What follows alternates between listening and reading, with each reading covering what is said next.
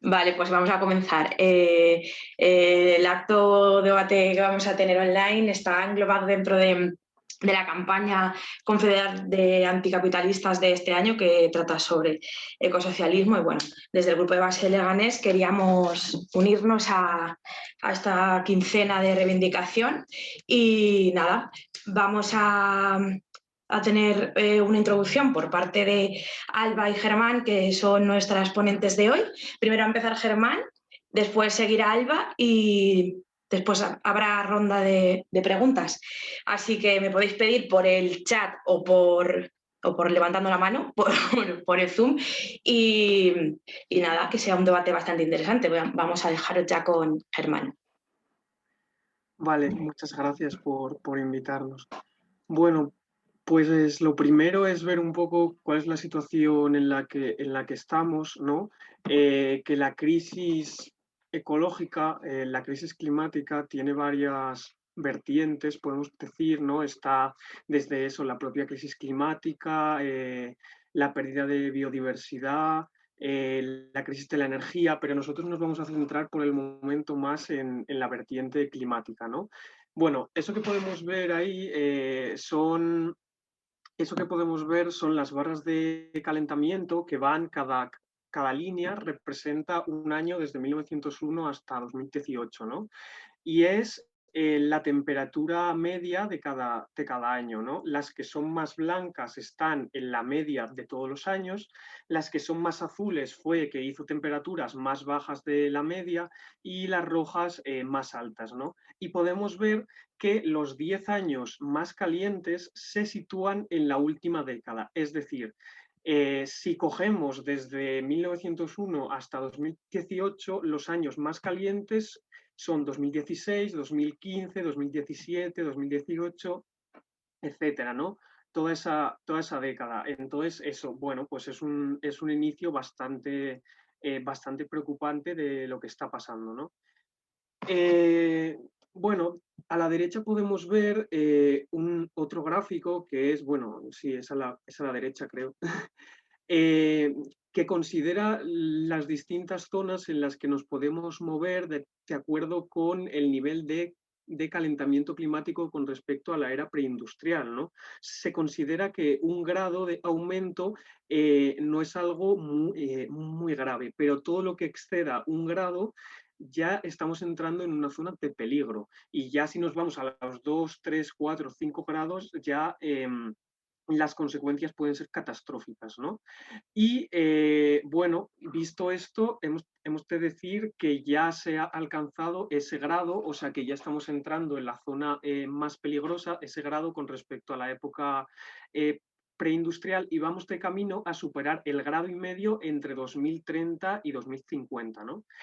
Esto se debe principalmente, bueno, creo que la teoría con respecto al cambio climático ya es bastante conocida, entonces no creo que haga falta que la repitamos, pero sí que es importante que ya estamos por encima de 415 partes por millón de CO2, que es la manera en la que se mide la concentración de CO2 en el aire, y bueno, y cada vez que avanza este medidor, nos vamos quedando con menos posibilidades de quedarnos por debajo de los 2 grados, que aunque entre 1 y 2 grados ya es una zona peligrosa. El Acuerdo de París de 2015 fijó como máximo el aumento de 2 grados, ¿no?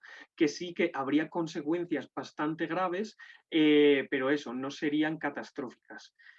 Sin embargo, es cierto que incluso aunque los países cumplan los acuerdos que han entregado al Acuerdo de París, bueno, más que los acuerdos, sus compromisos, vamos camino de superar también esos dos grados, ¿no? Porque el Acuerdo de París es un acuerdo internacional en el cual los países se comprometen a entregar objetivos voluntarios, ¿no? Entonces, lo que hace un estudio es ver, vale, si todos los países cumplieran esos objetivos que ellos mismos se han marcado, ¿cuántos grados aumentaría eso? ¿Cuántos grados tendríamos de aumento? Y serían 3 o más, ¿no? Entonces, bueno, vemos que hay que ser bastante más ambicioso de lo que se está haciendo. Y además, con cada aumento de temperatura se dan fenómenos de retroalimentación, que es que los aumentos de temperatura ponen en marcha fenómenos que a su vez van a producir un mayor aumento de la temperatura. Por ejemplo, cuando se derrite el permafrost de la tundra de Siberia o el norte de Canadá, etcétera, ahí hay mucho metano, que también es un gas de efecto invernadero, que se libera a la atmósfera, ¿no? Entonces, más calor significa que el permafrost desaparece y se libera más metano, que a la vez causa más calor, etcétera, ¿no? Entonces, bueno, esos son lo que se conocen como fenómenos de retroalimentación. Aquí lo que podemos ver es desde cuándo se han producido la mayoría de emisiones de CO2 y vemos que más o menos desde 1990 han sido el 50% y desde 1968 el 75%. Incluso hay una herramienta en Internet que dice, desde el día que yo nací, ¿cuál ha sido la cantidad de CO2 que se ha emitido a la atmósfera con respecto al total, ¿no? Por si lo queréis mirar luego. Entonces, bueno, eso vemos que se da sobre todo a partir de la Segunda Guerra Mundial, de mitad del siglo XX, cuando se da el acelerón más grande, ¿no? Que recuerda a una gráfica exponencial, porque el crecimiento del CO2 es exponencial. Y aquí vemos cuáles han sido los países que han contribuido más a esas emisiones de CO2 que vemos, pues sobre todo Estados Unidos, todos los países de la zona euro, China, aunque hay algunas cosas que son un poco, bueno, este gráfico es un poco engañoso porque por ejemplo, todos los productos que se hacen en China y acaban en la Unión Europea y se consumen en la Unión Europea, se cuentan como CO2 emitido en China, ¿no? Entonces, bueno, pues con todos los fenómenos bueno, ahora no me sale, de desindustrialización en Estados Unidos y Europa, etcétera, y que se lleva toda esa producción bueno, al sureste asiático, China, etcétera, pues, pues habría que calibrar bien cuáles son las emisiones que realmente pertenecen a esos países. Bueno, yendo un poco rápido, ¿qué es lo que implica todo esto, ¿no? Todo este fenómeno del calentamiento global, etcétera, ¿no? Y bueno, vemos que en España, porque nos hemos querido centrar en los efectos que puede tener aquí, es que, como vemos, pueden perder más del 80% el valor de las tierras de cultivo en España, aunque es verdad que a nosotros no nos importa tanto que pierdan el valor, pero también van a perder gran parte de sus rendimientos, ¿no? Entonces, bueno, con una población creciente y un futuro en el que lo que queremos es que las propias localidades sean capaces, bueno, localidades, todos los territorios sean capaces de abastecerse a sí mismos, bueno, pues el cambio climático va a poner también serios problemas a esto, ¿no? También, como vemos, está España en riesgo de convertirse en desierto, lo cual pues amenaza el turismo, la agricultura, bueno, todas las actividades y la vida en general. Y luego un fenómeno que es muy madrileño, que es, bueno, madrileño porque lo vivimos con gran fuerza aquí, que es el tema de Filomena, ¿no? Que los negacionistas estaban como, bueno, pero si hace frío y nieva, cómo va a haber cambio climático? Bueno, pues es que el cambio climático está relacionado con el aumento de fenómenos meteorológicos extremos. No se trata solo de que haga más calor, aunque la tónica general es esa, y más desertificación, etcétera, sino que se aumentan los fenómenos extremos en general, ¿no? Y aquí más cosas que, bueno, pues por el tema del calor, el calentamiento global ya es responsable de muchas muertes y más teniendo en cuenta que gran parte de la población vive en áreas urbanas donde se dan bolsas de calor y en verano pues es bastante insoportable, ¿no? También está el tema de los refugiados climáticos, ¿no? Que el cambio climático actúa como un multiplicador de amenazas.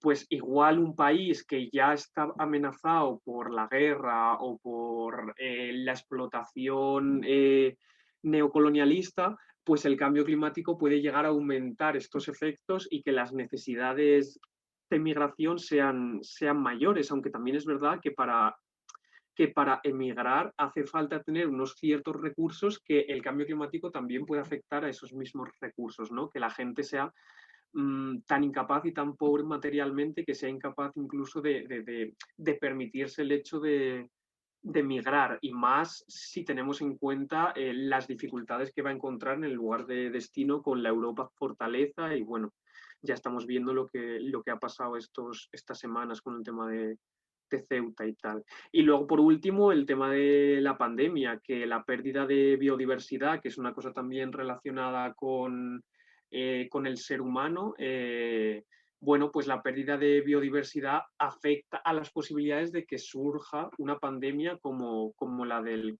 COVID, ¿no? Entonces, en un momento en el que nos estamos recuperando de esta pandemia, también vemos que no se están tomando ninguna medida para asegurar que esto no vuelva a pasar en el futuro, como podrían ser, bueno, pues repensar toda la industria agroalimentaria, etcétera. Entonces, bueno, estos son algunos de los impactos que puede tener el cambio climático y la crisis climática en general, aunque hay muchos más, ¿no? Entonces, en este punto cabe preguntarse qué tipo de crisis es la que estamos viviendo, ¿no? Porque está claro que hay una crisis.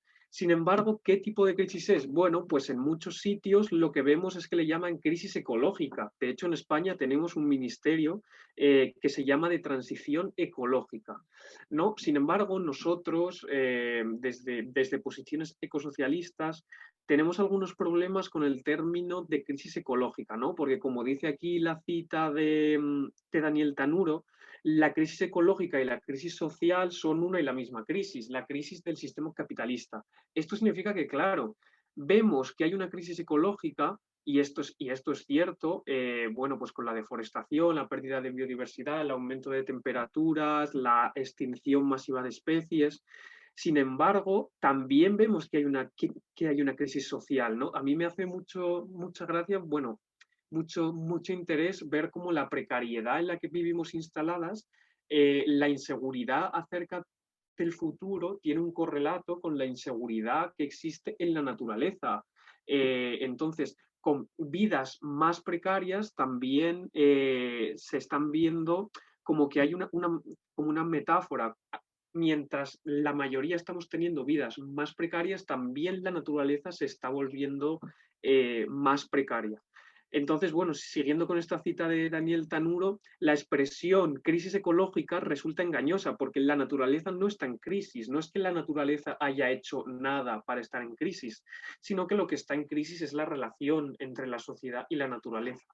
Que esto es una cosa en la que también volveré luego, sobre la relación entre la sociedad y la naturaleza, que es un tema muy interesante, pero lo más importante ahora es que el término que nosotros preferimos es crisis ecosocial o crisis socioecológica, porque el problema es el impacto que está teniendo la sociedad en la naturaleza.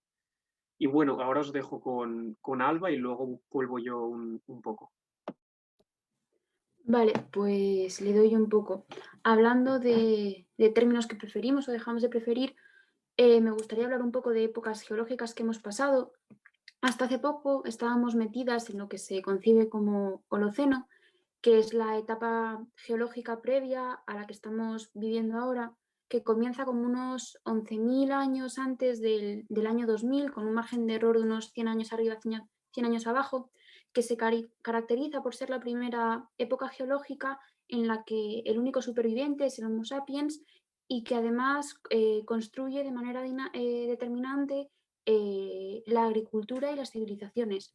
Este origen de la agricultura y las civilizaciones comienza a ser un inicio en la ruptura y explotación de la naturaleza por parte de las personas, del ser humano. Sin embargo, en los últimos 300 años es cuando se comienza a hablar de introducir un nuevo término para referirnos a una nueva etapa geológica que estamos viviendo, que es lo que Antonio Stoppani llama época antropozoica y lo que ahora a día de hoy conocemos como antropoceno. Es indudable que desde la industrialización en el siglo XVIII el ser humano empezó a producir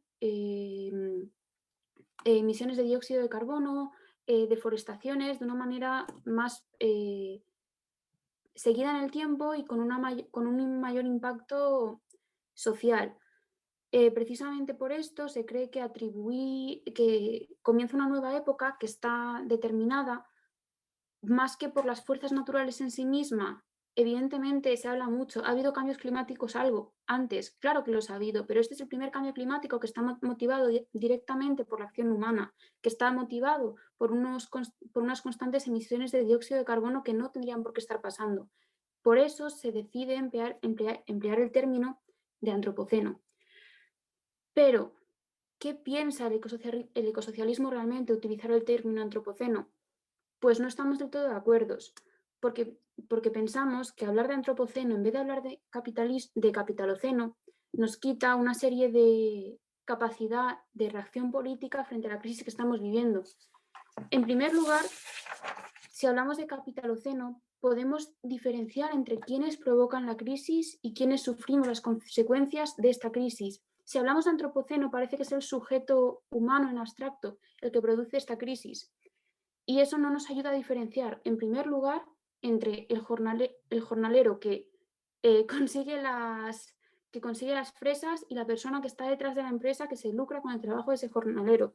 Si no hablamos de capitaloceno, no podemos distinguir entre las clases de arriba y las clases de abajo. Las clases de arriba se lucran de los beneficios de la producción y sobreproducción de emisiones de dióxido de carbono, mientras que quienes sufrimos esas consecuencias, quienes no vamos a tener dinero para adaptarnos, quienes no vamos a tener recursos, vamos a ser las clases que estamos por debajo.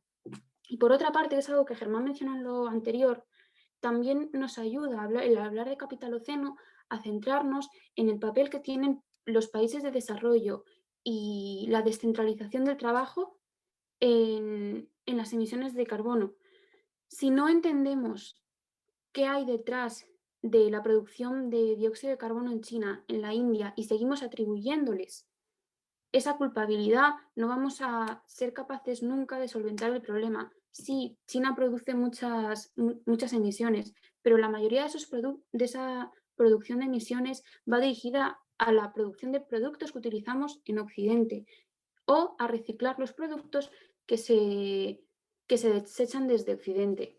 Por eso, hablar de capitaloceno ayuda a entender las relaciones de trabajo distribuidas a lo largo del mundo y por eso es importante. Por otra parte, creemos que hablar de capitaloceno es importante en tanto que no queremos adoptar posiciones de resignación. Ceder al determinismo histórico y ecológico, ceder ante eso es ceder ante la inacción política. Si como seres humanos estamos destinados a aprovecharnos del medio ambiente y a explotar al máximo los combustibles fósiles que se han ido descubriendo, si estamos destinados a extralimitarnos, ¿qué margen de creación de movimientos políticos y acciones políticas tenemos?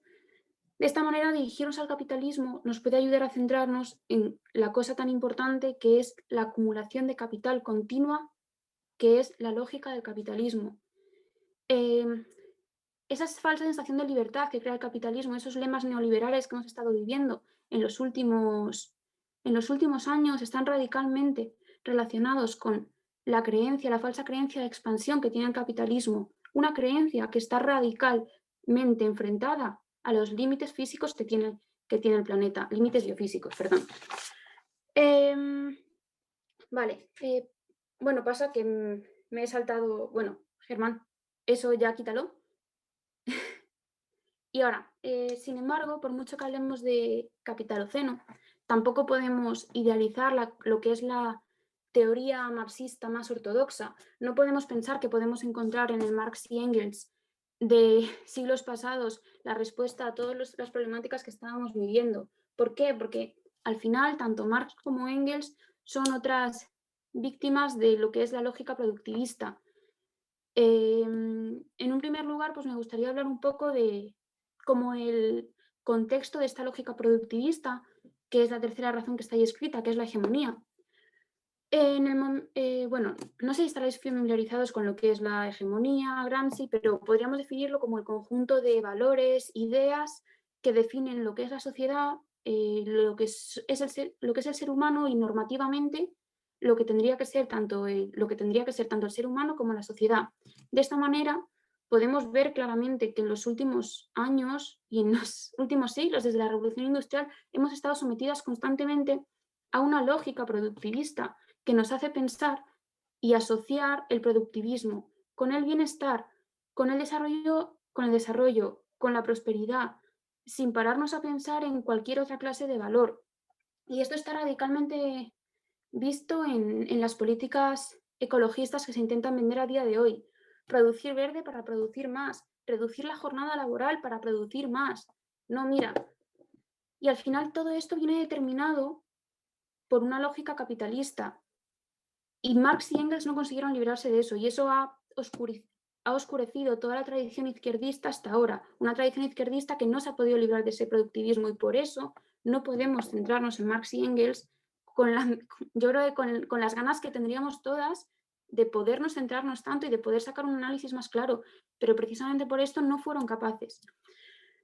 Por otra parte, no sé si estáis muy familiarizadas con las teorías malthusianas, pero bueno, os he puesto una grafiquita rápida, que no es muy difícil, que bueno, en el eje vertical tenemos la cantidad, tanto de población como de producción de comida o recursos, y en el eje horizontal tenemos el tiempo, o sea, el avance temporal, los años que van pasando. De esta manera, hay una problemática mediante la cual la población avanza siempre de una manera exponencial, mientras que la producción de comida y de recursos avanza siempre de una manera lineal, perdón. Esto, según las teorías malthusianas, esto llevaría en algún momento a que la población humana cayese en la extrema pauperización o llevase incluso a su extinción. ¿Qué pasa? Que desde Marx y Engels quieren evitar caer en estos análisis porque les da miedo la implicación política que esto pueda tener, ¿no? Si tú hablas del peligro del crecimiento de población sin intentar enfocarlo a los peligros de que no haya una redistribución, y que haya una acumulación constante de capital en manos de personas privadas, tienes la problemática de que te puede dar lugar a una serie de medidas eugenésicas, clasistas, racistas, que es en parte lo que podía estar pasando en ese momento, ¿no? Entonces, para no darle la razón a estas lógicas que pudiesen tener implicaciones políticas peligrosas, se alejan bastante de esta corriente. Y ya por último, pues por qué falla en el análisis en parte este marxismo, pese a que, bueno, Sacristán ya dice que tiene unos atisbos ecológicos bastante importantes, etcétera, etcétera, es que tenían los límites muy lejos. Estamos hablando de la revolución industrial, estamos hablando de que a ojos de Europa y de Estados Unidos y Norteamérica había una creencia todavía de que el mundo estaba por explorar y por explotar. Es decir, podemos disponer todavía de toda la cantidad de recursos que hay en el resto del mundo, que son no inferiores, pero que los concebimos como tierras de las que sacar beneficios, y eso hacía que la problemática de los límites no fuese una concepción política importante a la hora de establecer tu línea de posicionamiento.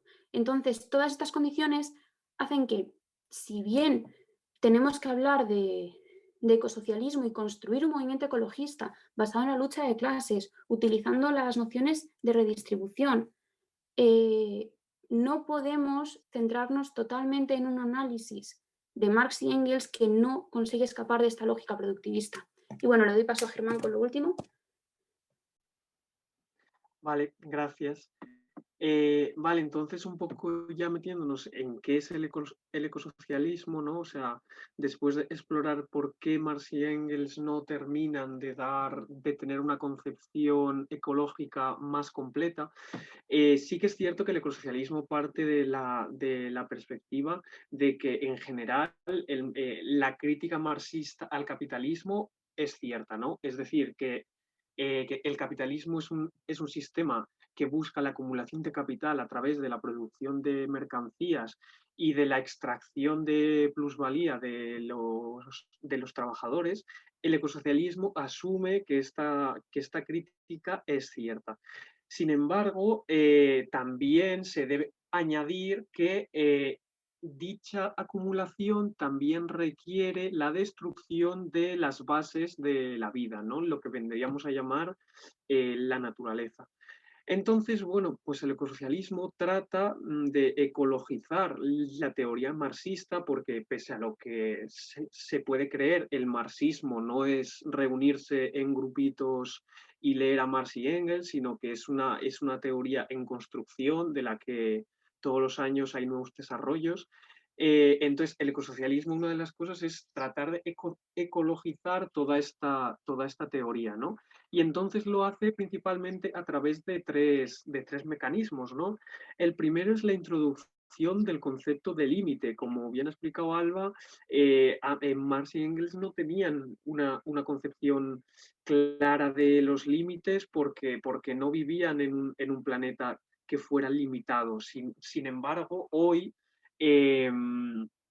la revolución no tratará tanto de desatar las fuerzas productivas, ¿no? Porque la teoría marxista siempre tuvo esta idea de que cuando llegara el comunismo, ¿no?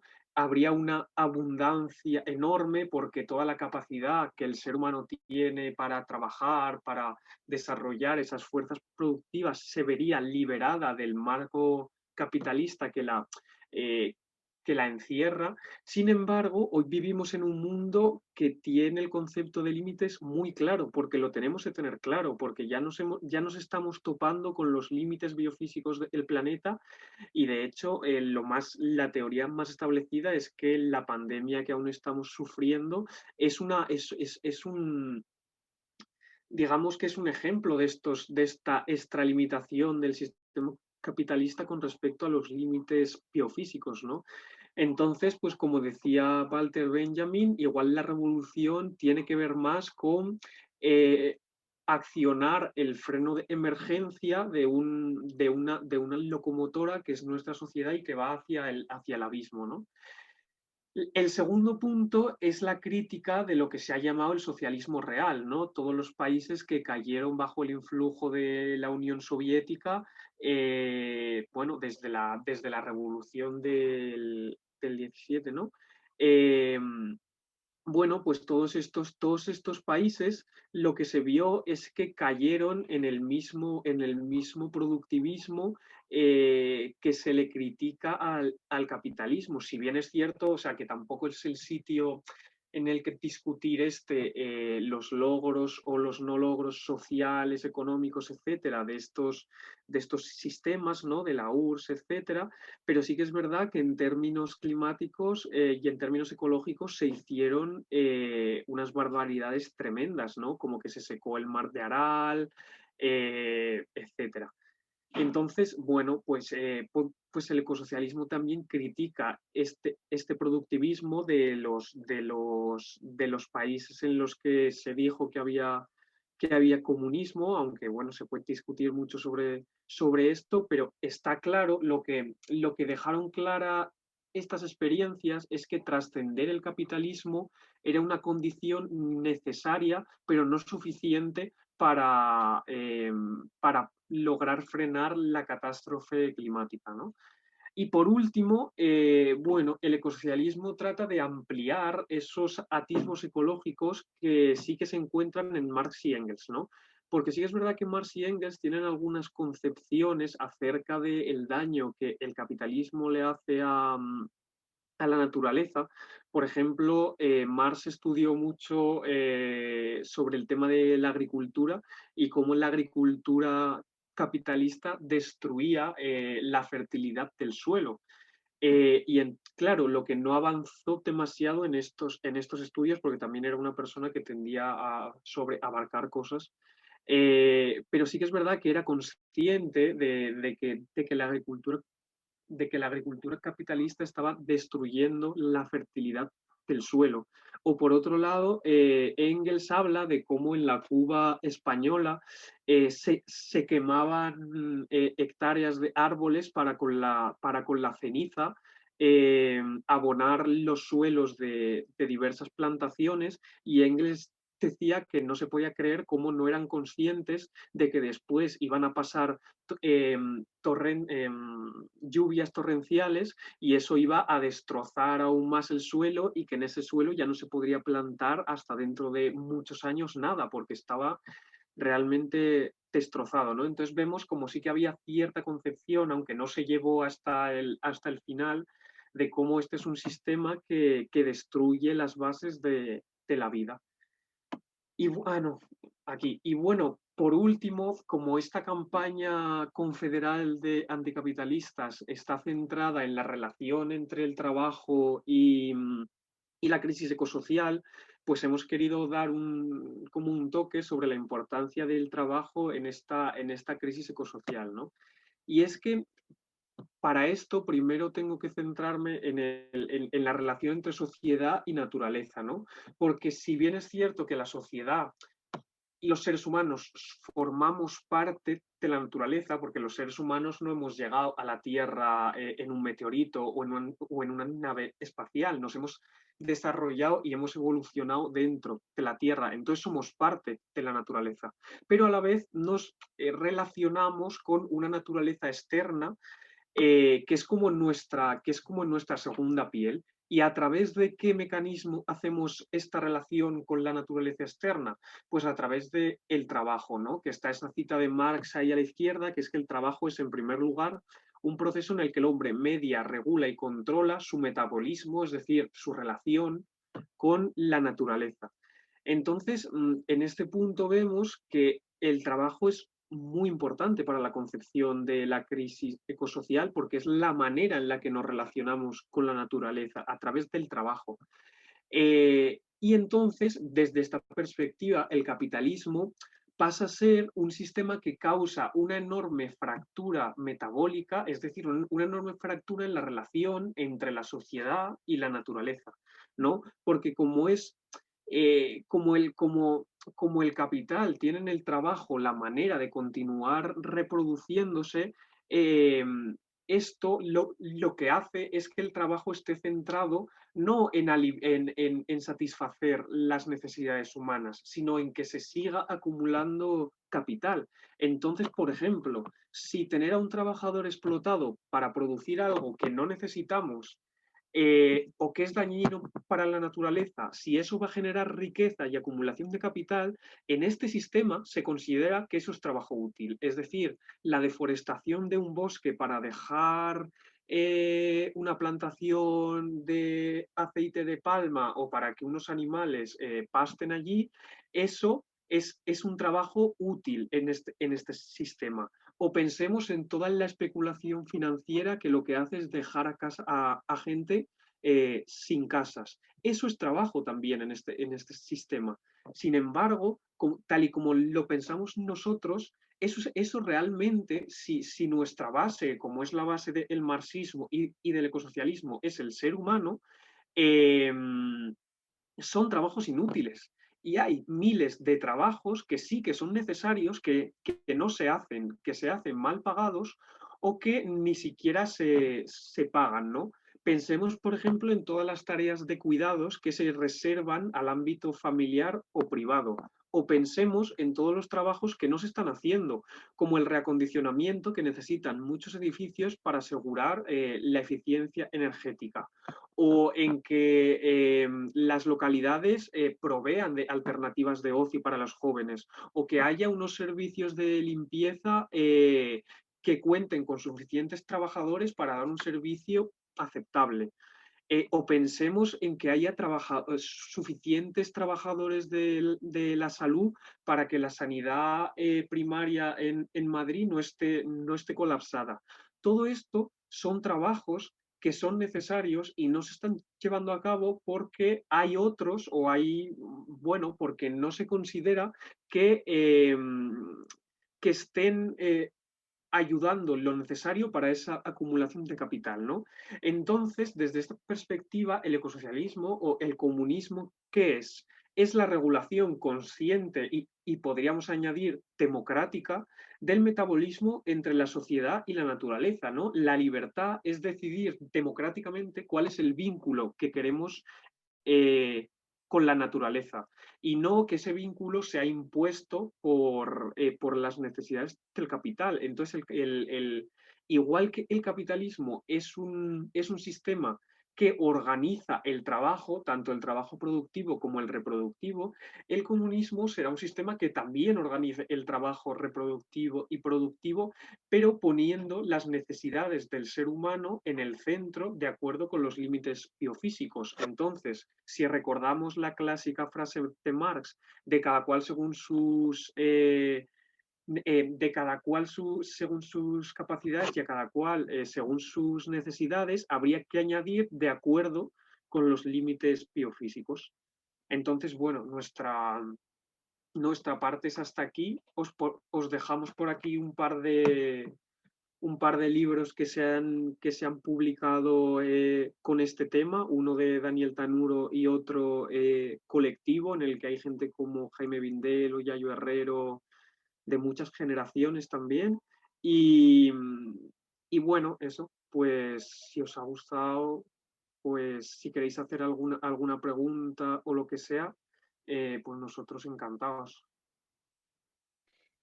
Vale, muchas gracias por la introducción y toda la información que nos habéis facilitado. Mientras que se va animando la gente a pedir palabra, bueno, aparte de que como Germán nos ha dejado aquí estos dos libros que además están bastante interesantes, también comentaros que esto, como estamos dentro de la campaña confederal, va a haber diferentes actos durante estas semanas en diferentes puntos del territorio. Entonces, bueno, que si os interesa podéis seguirlo en redes y poder uniros a donde, vamos, si os interesa alguno en particular y nada, porque creo que además hay gente no solo de Madrid.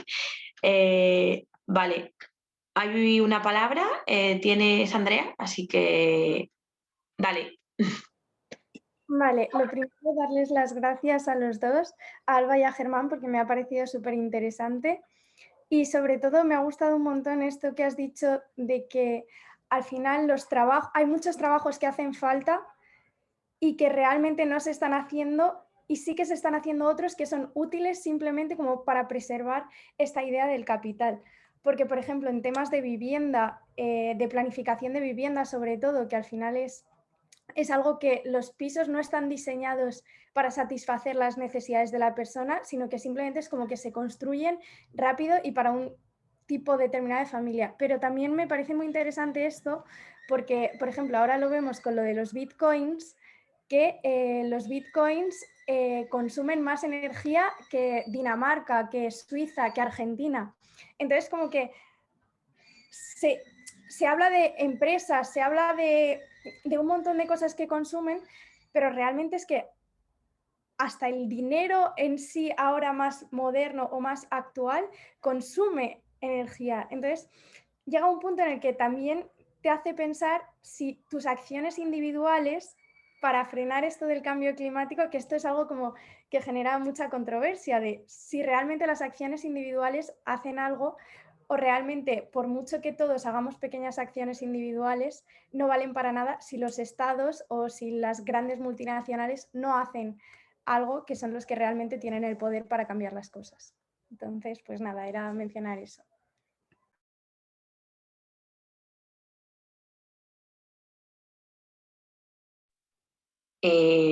¿Más palabras? Sí, mientras alguien se anima, yo respondo una cosa que es muy curioso, porque con esto que decías tú, Andrea, fíjate que en este gráfico se ven todas las emisiones de CO2 y que se han dado, o sea, y que nos vienen ya desde hace igual 10 años o 20 años hablando de la digitalización de la economía, ¿no? De la financiarización también de la economía, como si todas estas cosas fueran entes abstractos que no tienen una base material. Sin embargo, en los años en los que se ha dado esta digitalización, esta financiarización, ha habido incluso más emisiones de CO2, ¿no? Entonces, bueno, eso es, vamos, que estoy completamente de acuerdo con eso.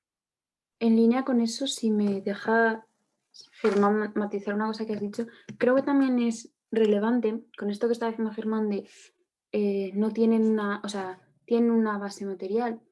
Y es que lo curioso de esto, que es como ya la hipérbole de lo que estábamos contando antes, tienen una base material y tienen unas repercusiones materiales que nos afectan a todas en lo malo, es decir, tienen una base material que es la explotación de unos recursos naturales y la contaminación, que tiene unas repercusiones materiales que nos fastidian a todas, pero cuyas repercusiones financieras o monetarias en cuanto a beneficios solo son visibles para aquellas personas que las emplean o las movilizan. Entonces es como el ejemplo perfecto de privatizar los beneficios y socializar las pérdidas completamente.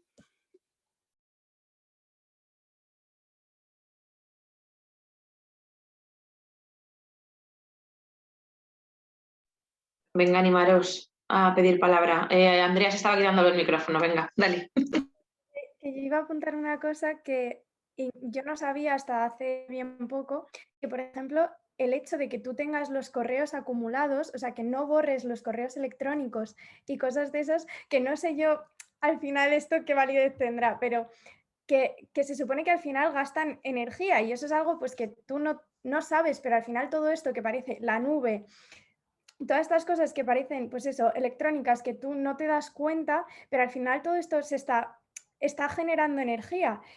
Y, y cada vez que estamos subiendo cosas, y es eso, el consumismo y todo el rato tener que hacer cosas y subir cosas, como que al final todo eso también consume y que yo es algo que no me había parado a pensar hasta que un día dijeron, oye, pues esto también, que no es algo que pueda cambiar que tú borres 10 correos, pero es eso, que es algo que ya ni lo pensamos, porque damos por hecho.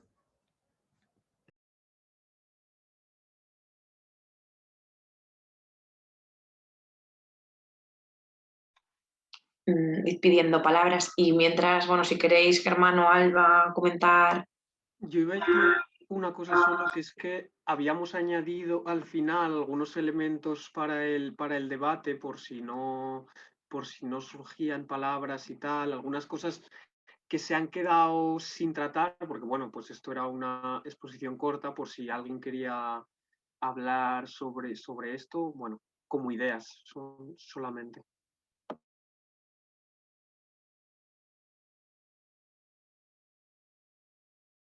Si queréis. Vale. Ha pedido Raúl palabra y si vemos después podéis introducir alguno de los puntos o comentar algo de los puntos que... Vale, y Manuel después. Vale, bueno, pues Raúl y Manuel y después si vemos que bueno, se genera más debate, pues vemos si podéis seguir con estos puntos. Dale, Raúl. Sí. Bueno, nada, gracias lo primero por vuestra intervención y por la información que nos dais. Y bueno, yo la verdad que hay 2 o 3 cosillas en las que me gustaría profundizar, pero creo que daría para otro, sobre todo lo relacionado con las teorías marxistas y bueno, todo lo que habéis comentado el ecosocialismo en relación con las teorías marxistas. Pero bueno, ya digo, eso yo creo que ahí tendríamos que darle el otro día y concretar sobre eso, porque ahí hay mucho que rascar. Y luego, por otro lado, así por tocar un tema más concreto, hay algo que yo no termino de tener claro o me gustaría que se concretase y es lo relacionado con la pandemia, ahora que estamos con este problema tan gordo. Yo entiendo que la relación causa-efecto con la pandemia va por, es relacionado con cómo está el medio ambiente a causa del calentamiento global y del calentamiento climático. Del cambio climático, eso produce unos ambientes que son, digamos, propicios para la proliferación de determinados virus, entre los que está el COVID, ¿no? O sea, el coronavirus este. Entonces, digo, por concretar, entiendo que las causas van por ahí, ¿no? Más que nada, ¿no? Tiene que ver con eso, ¿no? Que se generan ambientes en los cuales este tipo les son favorables a este tipo de problemas, ¿no? Que pueden generar igual que se ha generado esta pandemia, pues entiendo que en un futuro podrán venir más si esto no se trata adecuadamente. Por concretar, es esa la relación causa-efecto, ¿no? Va por ahí, ¿no? Sí, ¿respondemos primero a esto o...? Si quieres que intervenga Manuel y después contestamos, por si es otra pregunta, pues. ¿Sí? Vale. Venga. Hola. Sí, mira, la pregunta era, yo los libros estos que has mencionado, ¿no? Bueno, o desde vuestra perspectiva, ¿qué posibilidades hay realmente de cambio? O sea, si esta tendencia que se viene observando, esta tendencia de deterioro del planeta, tiene un punto de reversibilidad, ¿vale? Esa sería una de las cuestiones, ¿vale? Segundo cuestión, ¿vale? Para un poco. Ese punto de reversibilidad, los planes que hay ahora en la Unión Europea de inversión de dinero o el Green Deal que están hablando, realmente si va a servir para un Green Deal o va a servir para el tema de favorecer las grandes empresas, ¿vale? Y una tercera cuestión es que, por ejemplo, se habla de que sí, evidentemente se ha pasado a la India, China y demás las emisiones de CO2, porque allí se ha llevado la producción industrial. Pero yo yo he estado una vez, he estado en la India, ¿vale? Estuve por temas de trabajo y demás, y de luego es evidente, o sea, con los 1.500 millones o 1.400 millones que hay allí, más los chinos y demás, son 3.000 millones, allí no hay nada apreciable hacia la cuestión ecológica, sino lo que hay es qué inversiones atraemos o qué vamos a tener aquí para poder, bueno, pues la gente tener trabajo y salir de la miseria absoluta que viven allí. Entonces, son cuestiones muchas veces que cuando hablamos de marxismo, también hablamos de condiciones de clase, de trabajadores, de la perspectiva que tenemos en el mundo occidental a la perspectiva que se puede tener en terceros países, incluso en Cuba, que también he estado y tampoco hay tanta historia con esto. Vale. Bueno, serían tres cuestiones un poco, por así por encima, sí, eso, ¿vale? Dale, si quieres, Germán. ¿Tú, Alba, quieres responder alguna en concreto? O... Yo te iba a decir, bueno, yo te iba a decir que yo la de India puedo responder, que es Vale. como lo que entraba, y la del tema del COVID, como quieras. Vale. Bueno, pues si quieres, voy yo con lo del COVID y luego respondes un poco a lo de China e India. Bueno, el tema de la pandemia, así muy rápido también, es que, como vemos aquí en el primer elemento para el debate, el cambio climático solo es una parte de la crisis ecológica o ecosocial, más bien. También hay otras como la degradación de ecosistemas, ¿no? Entonces, el impacto del capitalismo en la naturaleza no solo se da a través del aumento de temperaturas, sino también de la degradación de ecosistemas y la pérdida masiva de biodiversidad. Entonces, una de las hipótesis más contrastadas sobre, o sea, que aún queda por estudiar, pero parece claro, sobre el surgimiento de esta pandemia, tiene que ver con que hay muchos animales salvajes que son reservorios de virus, ¿no? Pero claro, estos animales salvajes llevan mucho tiempo sin tener ningún contacto con el ser humano porque han vivido en bosques vírgenes durante miles de años. Sin embargo, estos bosques vírgenes están desapareciendo. ¿Por qué? Por la acción humana. Entonces, estos animales se ven obligados a salir de sus hábitats y pueden llegar a toparse o morder o, bueno, tener algún tipo de contacto con un ser humano al que le pasen una enfermedad y entonces, pues ya está, es un virus del que el ser humano no tenía conocimiento, no está preparado y ya se se puede desatar a partir de ahí una pandemia a través de zoonosis, que es el salto de un virus de un animal a un ser humano.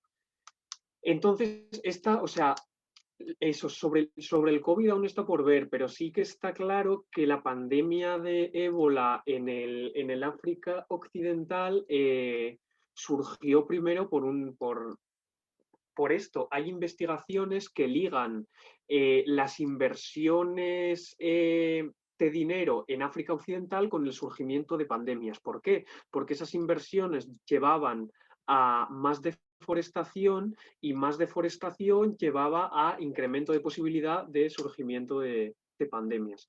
Entonces, un poco la relación va por ahí. Luego hay otras posibilidades, como por ejemplo es la industria ganadera, que a través del hacinamiento de miles de animales en un espacio muy pequeño, eso también es una situación idónea para que los virus se desarrollen y se vuelvan más fuertes. Entonces son un poco como los dos mecanismos. Y bueno, eso, si quieres hablar tú algo de lo de China e India.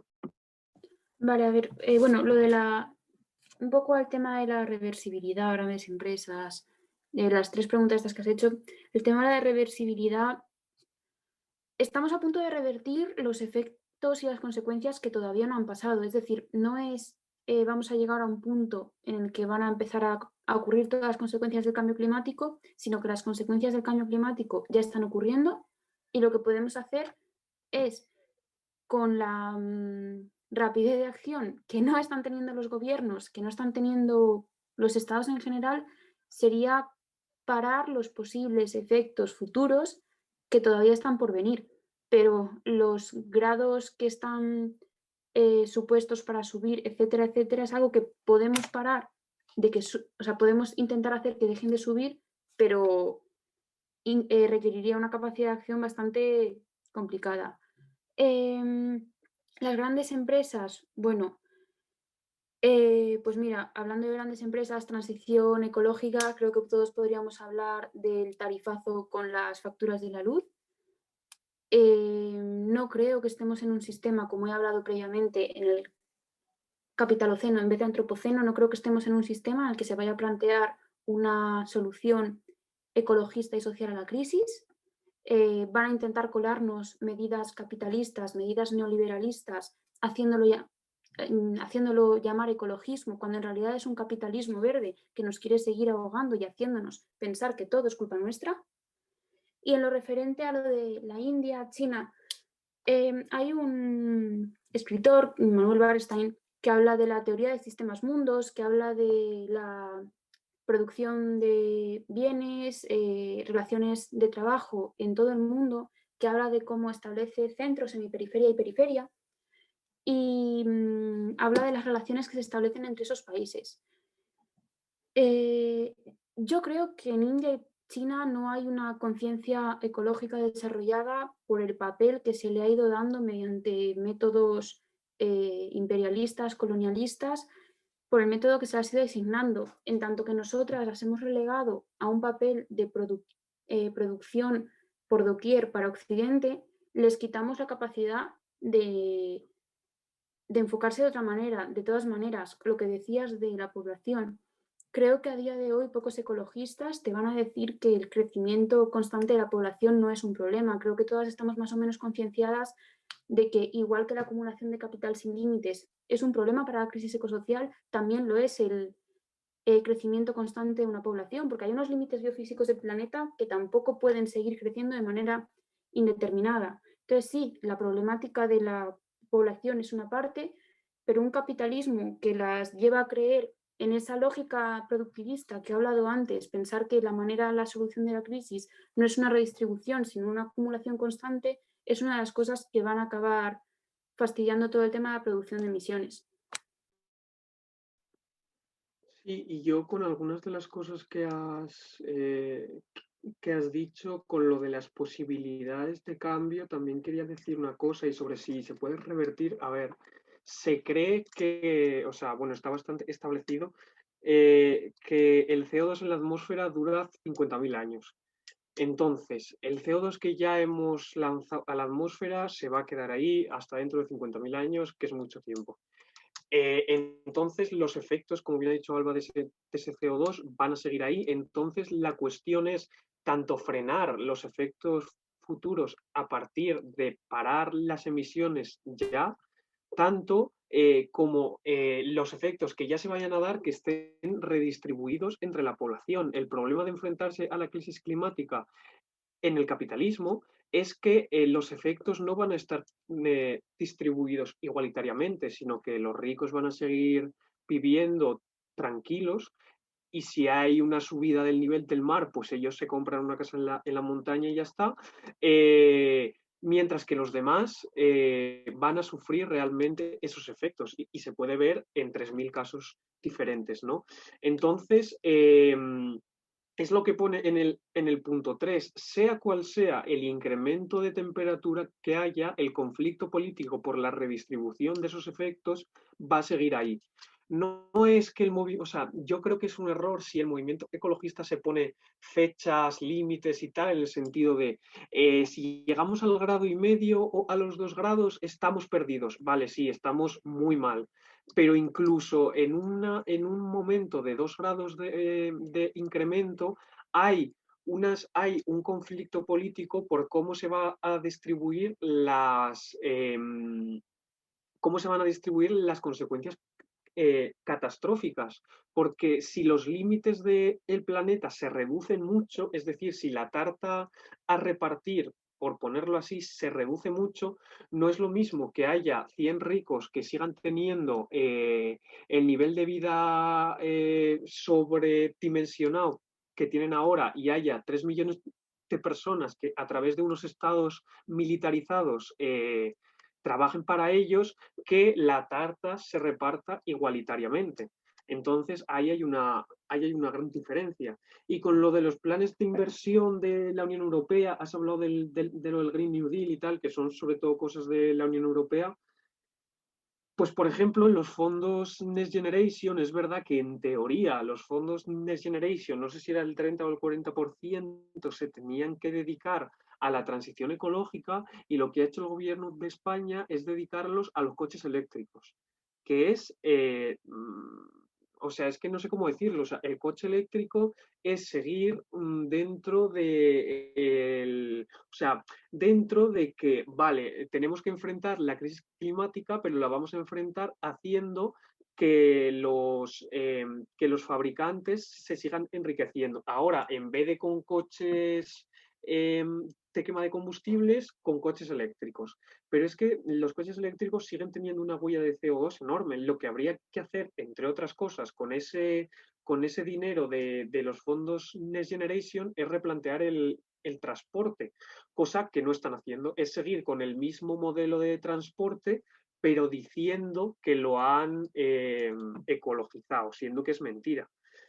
Y el Green New Deal de la Unión Europea es una cosa muy curiosa, que lo que dice es que es una nueva estrategia de crecimiento. Es decir, el Green New Deal dice que a través de las políticas ecológicas se va a continuar con el crecimiento económico, siendo que es algo imposible. O sea, el crecimiento económico tiene que parar.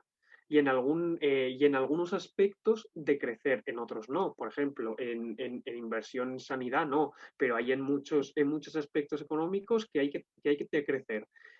Sin embargo, esto la Unión Europea no lo admite porque no lo puede admitir. O sea, es una institución del capital, nunca va a admitir eso. Entonces, realmente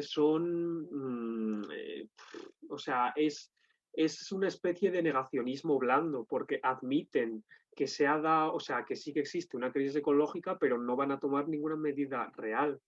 Entonces, pues bueno, pues eso es lo que viene desde la Unión Europea. Vale, Andrea, que pide palabra. Vale, ya lo último, que también recogiendo un poco lo último que estabas diciendo también, de cómo afecta sobre todo a ese sur global. O sea, mi pregunta iba también un poco por ahí, porque por ejemplo hay en países que ya se están viendo conflictos del agua y que son conflictos que, aunque no van a suceder igual este año, que igual sí, como que ya ha llegado un punto en el que sabemos que van a suceder, solo que no sabemos cuándo. Entonces, al final, las soluciones que se van a plantear es migraciones masivas y van a intentar cortarlas por alguna parte, y al final los afectados son siempre los mismos. Entonces, pues, ¿qué pensáis que también se puede hacer para que los estados, sobre todo del norte global, reaccionen? Porque al final los que sufren las consecuencias no van a poder hacer nada, y lo que vamos a ver van a ser migraciones masivas y que no se van a poder controlar. Antes de que contestes, también han pedido otra palabra. Miguel, si quieres igual, que haga la pregunta o que comente lo que quiera comentar y ya después sí que respondéis, ¿vale?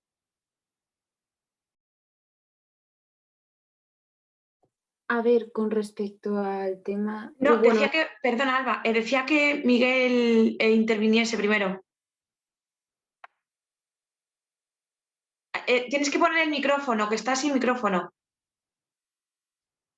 Sí, no, Ahí. gracias. Perdón.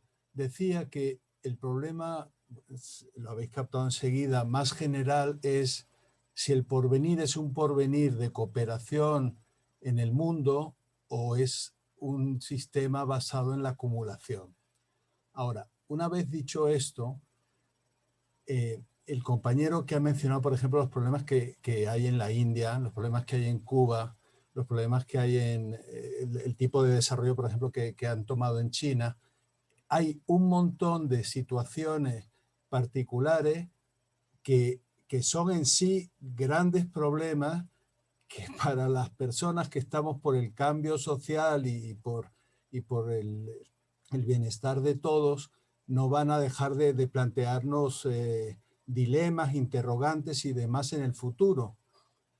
Porque el tema es que si la acumulación a nivel mundial, país por país o globalmente continúa, pues vamos mal y vamos a llegar a una situación como la que se ha descrito en la exposición. Ahora bien, las situaciones graves son diferenciales según zonas, según clases sociales y todo esto. Entonces, en la lucha política tenemos una mezcla de visión global, de propuesta global, mezclada con situaciones específicas donde hay batalla. Y ya para acabar, los esquemas de los... Hoy en día, por ejemplo, hay un debate fuerte geopolítico mezclado con el tema, digamos, de la gravedad ecológica, donde hay grandes países que intentan aparentemente sacar su partido, salvarse ellos en cierto modo y subestimar que los demás pues les vaya bien o mal o regular y tal, siempre y cuando esto no les afecte, porque también el capitalismo para reproducirse necesita una base material, una base geográfica. Si desaparecen las islas del Caribe o del Pacífico, pues de todas maneras hay un detrimento, eso va en detrimento de la acumulación capitalista. Pero bueno, hay ese debate y todo se va mezclando. En este momento en Europa están muy preocupados por el declive de los países de la Unión Europea debido a las decisiones que la propia burguesía ha tomado desde que empezó el neoliberalismo a finales de los años 70. Y todo lo demás está condicionado por esto. Evidentemente ellos no quieren el cambio climático, pero quieren no perder la ola del 5G, no quieren perder la ola del transporte eléctrico, no quieren perder, y por eso pues tienen ese lenguaje ambiguo que lo único que van a hacer pues es armar una torta como siempre han montado, y esto irá en detrimento de las clases populares, de aquellos que no tienen alternativa y demás. Pero como digo, y ya acabo, esto es un gran problema con montones de pequeños problemas y batallas y debates a nivel inferior, y todo se mezcla, ¿no? Pero hay que tener la idea clara. Nosotros estamos por un porvenir de cooperación humana y no por la acumulación. La acumulación es la muerte. Vale, Va a responder Alba, ¿verdad? Vale. Si queréis, respondéis, si queréis cerrar algo, comentar algo y vamos cerrando para terminar sobre las 8, ¿si os parece? ¿Sí? Venga. Sí, igual. Vale, dale, Alba. Con respecto al tema de los conflictos por el agua, el sur global y tal, bueno, en primer lugar, ojalá fuesen solo conflictos por el agua y no fuese a haber 1000 tipos de conflictos más.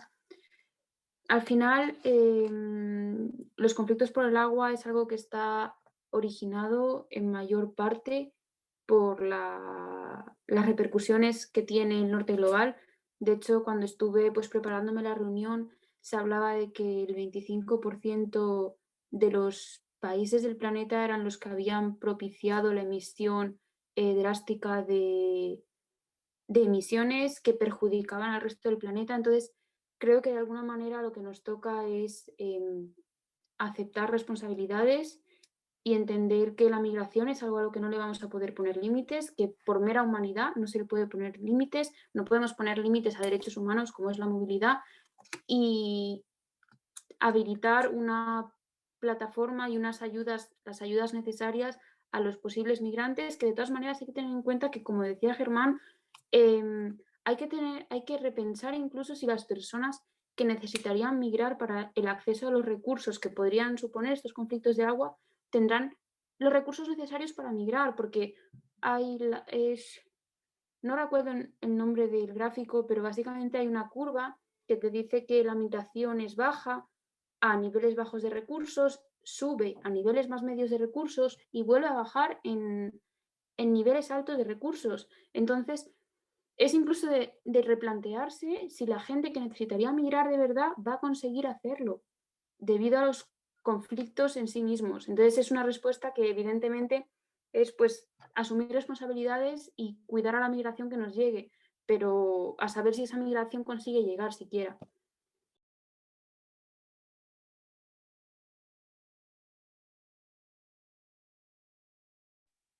Y Germán, si le quieres estudiar a lo otro.